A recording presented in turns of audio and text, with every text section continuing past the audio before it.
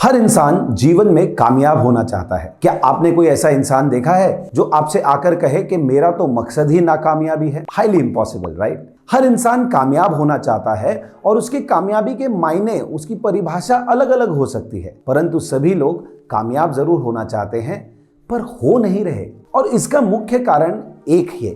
और मजे की बात तो यह है कि बचपन से ये बात हमें बताई जा रही है, परंतु हमने उस पर कभी ध्यान नहीं दिया। इस वीडियो में आगे बढ़ने से पहले आप सभी से एक रिक्वेस्ट है, आपने अगर अभी तक चैनल को सब्सक्राइब नहीं किया है तो सब्सक्राइब जरूर कीजिए। वीडियो पसंद आने पे लाइक कीजिए, कमेंट में हमें बताइए। ये आपके लिए फ्री है पर हमारे लिए बहुत ही महत्वपूर्ण है। बचपन में कभी पढ़ाई में स्ट्रगल करते थे तब माता पिता आपसे क्या कहते थे?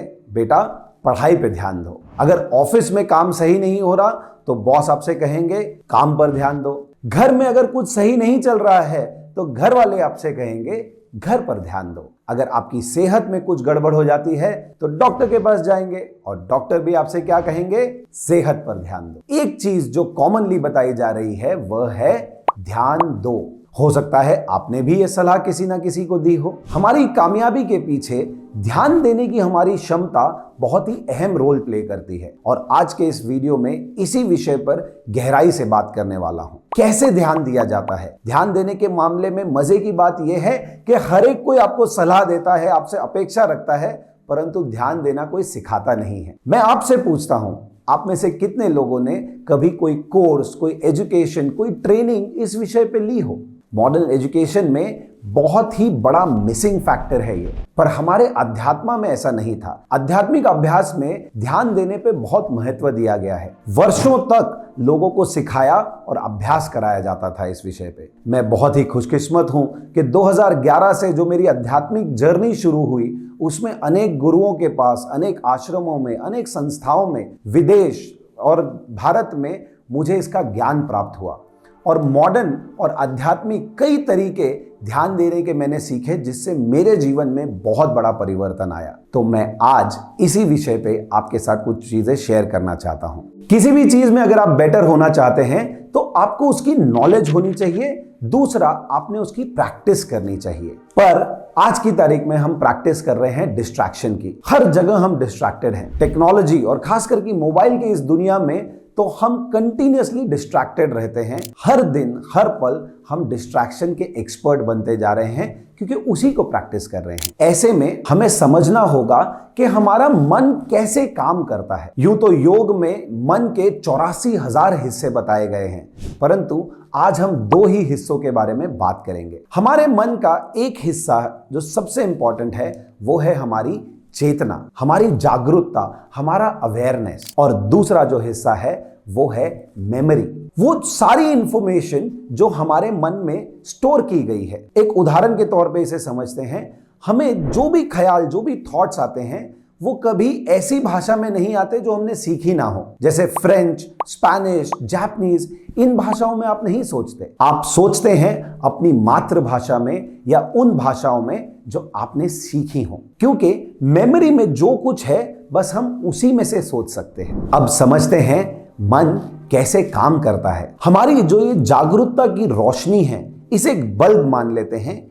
ये बल्ब हमारे मन के अलग अलग हिस्सों में घूमता रहता है। कभी ये अतीत में जाएगा, कभी भविष्य में जाएगा, कभी खाने के बारे में सोचेगा, कभी काम के बारे में सोचेगा। पैसे, क्रिकेट, आईपीएल, शॉपिंग, मन अलग अलग हिस्सों में रोज घूमता रहता है और मोस्ट ऑफ द टाइम ये हमारे कंट्रोल में नहीं रहती। कभी ये यहां, कभी वहां, कभी वहां तो कभी वहां भागती रहती है। आपकी ध्यान देने की क्षमता तब बढ़ती है जब आप इस जागरूकता की रोशनी को एक ही हिस्से पे लंबे समय तक पकड़ के रखते हैं और वहीं पे रखते हैं जहां आप रखना चाहते हैं। हो सकता है अभी इसकी ट्रेनिंग की कमी होने की वजह से मन अभी भी पूरा पक्का नहीं हुआ है, इसलिए यह रोशनी हर जगह भाग रही है।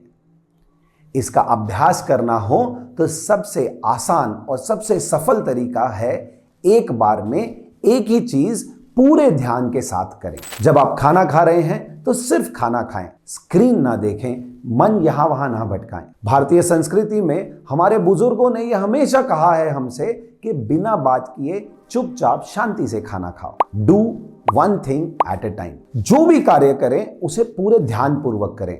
मल्टीटास्किंग ना करें, इससे ध्यान आपका बढ़ेगा।